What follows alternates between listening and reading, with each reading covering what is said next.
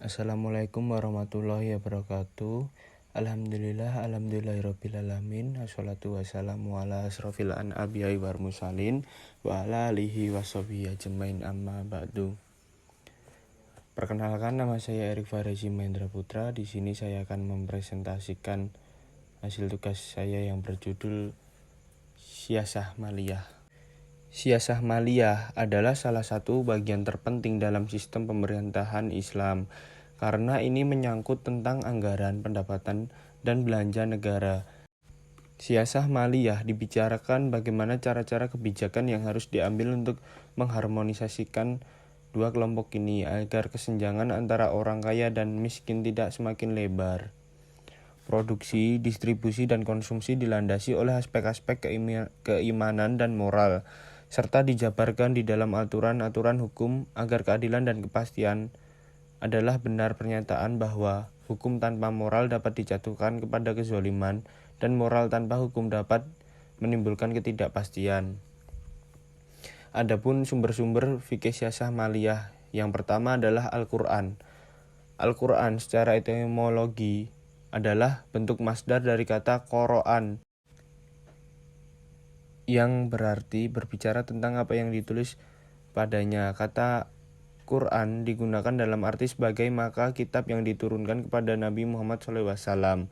Untuk keseluruhan apa yang dimaksud Quran, menurut Al-Amaidi, Alkitab adalah Al-Quran yang diturunkan. Al-Quran sebagai sumber hukum fikih bahwa hukum syara' adalah kehendak Allah SWT tentang tingkah laku manusia, maka dapat dikatakan bahwa pembuat hukum adalah Allah Subhanahu wa Ta'ala. Maka ketentuannya itu terdapat dalam kumpulan dalam wahyunya yang disebut dengan Al-Quran. Dengan demikian ditetapkan bahwa Al-Quran sebagai sumber hukum Islam yang utama. Kedudukan Al-Quran itu sebagai sumber utama dan pertama bagi penetapan hukum. Bila seseorang ingin menemukan hukum untuk suatu kejadian, tindakan pertama yang harus dilakukan adalah mencari jawaban penyelesaian di dalam Al-Quran.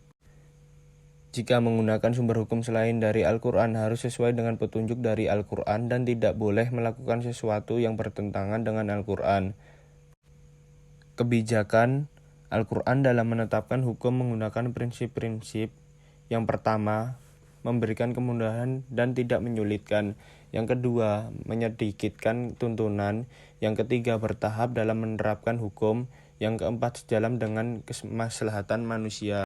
Untuk sumber hukum yang kedua yaitu hadis. Hadis menurut bahasa berarti jadid atau sesuatu yang baru.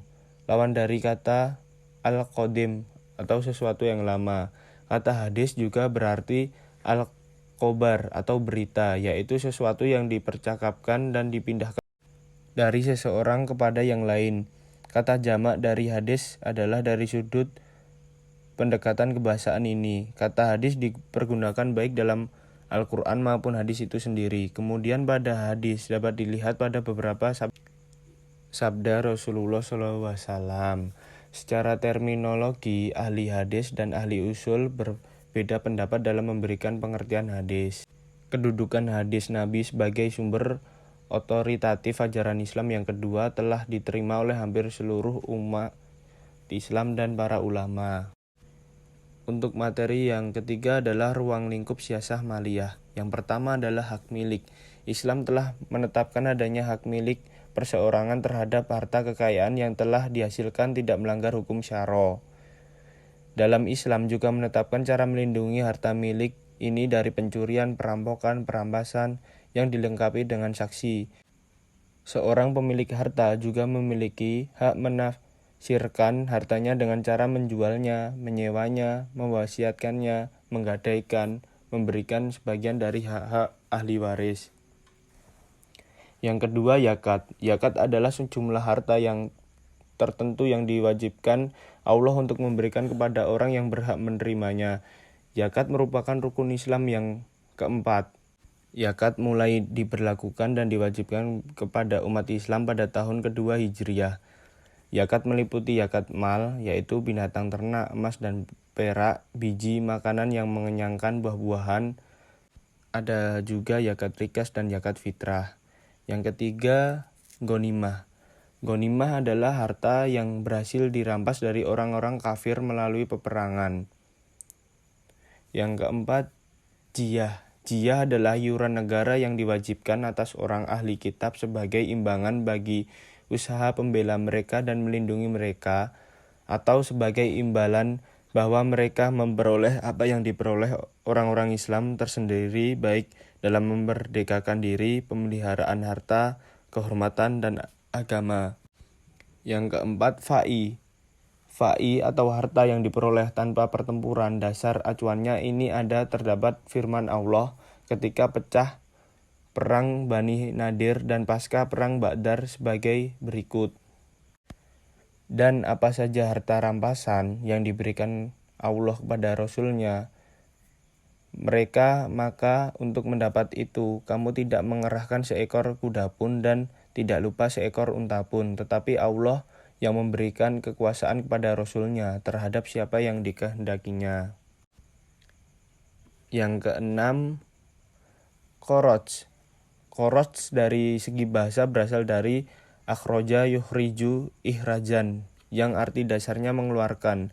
Sementara menurut sebagian ulama, kharaj merupakan kata asing yang diarabkan. Sebagian ulama mengatakan bahwa kharaj berasal dari kata Aramaik dan masuk ke dalam bahasa Arab melalui bahasa Persia.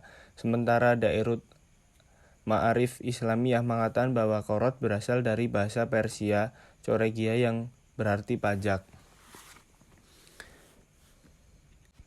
Selanjutnya adalah Baitul Mal, merupakan lembaga keuangan yang pada zaman Rasulullah.